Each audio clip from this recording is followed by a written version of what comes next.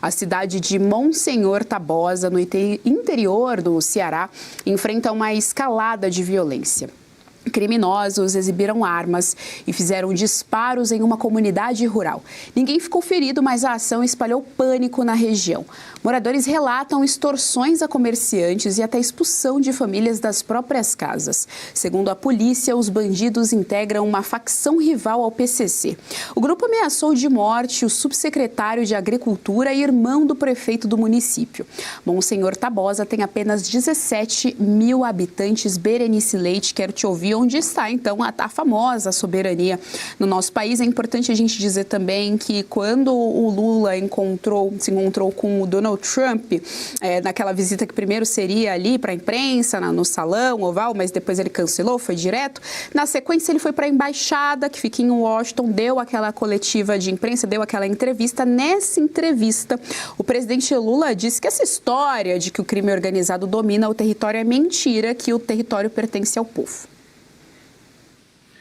Então, que povo seria esse, né? Um povo, inclusive, que lá no Ceará, não só nessa cidade que você cita, Geise, que tem 17 mil habitantes, mas recentemente nós vimos, inclusive, um deputado do PL divulgar que existe uma cidade lá que virou cidade fantasma, justamente pelo domínio dessas organizações criminosas, né? Que predominam principalmente em estados comandados pelo Partido dos Trabalhadores, né? Lá no Ceará não é diferente.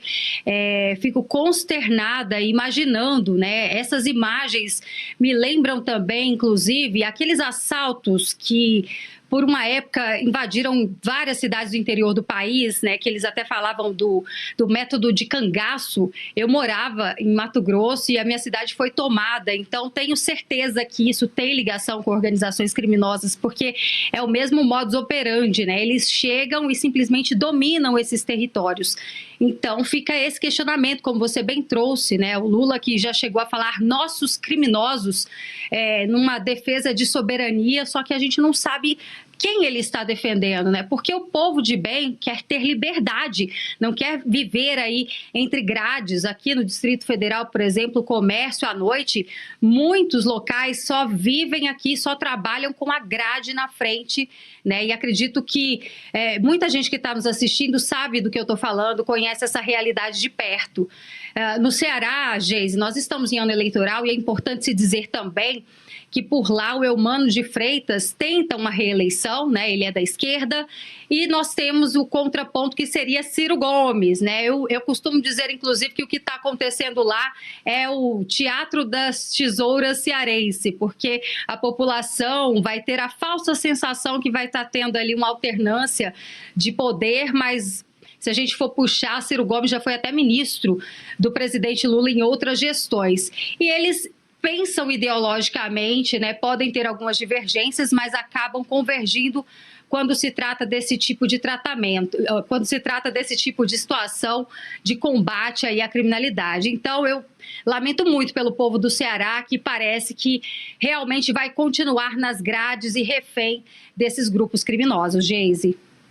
Doutora Kátia Magalhães, recentemente saiu uma pesquisa informando que as cidades mais violentas eram todas concentradas no Nordeste, que um dado completamente triste, inclusive que afeta também o nosso turismo. A gente sabe, o Brasil é super conhecido pelas praias, enfim, o nosso país é muito grande, tem praias belíssimas, inclusive no Nordeste, e isso evidentemente afeta como que você vai levar turista para lá se você não consegue garantir a proteção, a segurança sequer dos cidadãos, né, que moram aqui, avali dos turistas.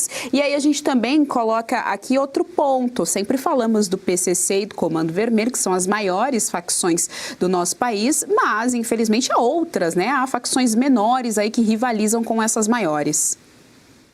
Sim, são facções se batendo entre si, de fato não há mais soberania, a crise de segurança pública no Brasil cavalgou a tal ponto, a ponto de ter se tornado uma crise de defesa do território, porque existem cidades no Nordeste e fora do Nordeste. Eu exemplifico aqui o nosso Rio de Janeiro, existem parcelas do Rio de Janeiro que são inteiramente tomadas por gangues, por por gangues de narcotraficantes, por gangues de milicianos que disputam território. Essas pessoas não disputam mais venda de narcótico, venda de armas ilegais, elas disputam território, sim, e nesse território elas impõem as próprias leis, elas fazem civis de alvos, olha só, de escudos humanos. Então, são organizações terroristas, como bem colocaram já os Estados Unidos em relação ao PCC e ao CV, tem que colocar as outras organizações. Não, existem parcelas inteiras desse território que não são mais regidos pela legislação brasileira, não estão mais nem sob a jurisdição de togados, estão sob o domínio mesmo da criminalidade. E é muito irônico que a gente tenha começado o jornal de hoje, a edição de hoje, falando da criminalidade fina, né? Da criminalidade do colarinho branco, das nossas elites, e aí a gente passa na segunda parte do jornal para criminalidade grossa, de rua.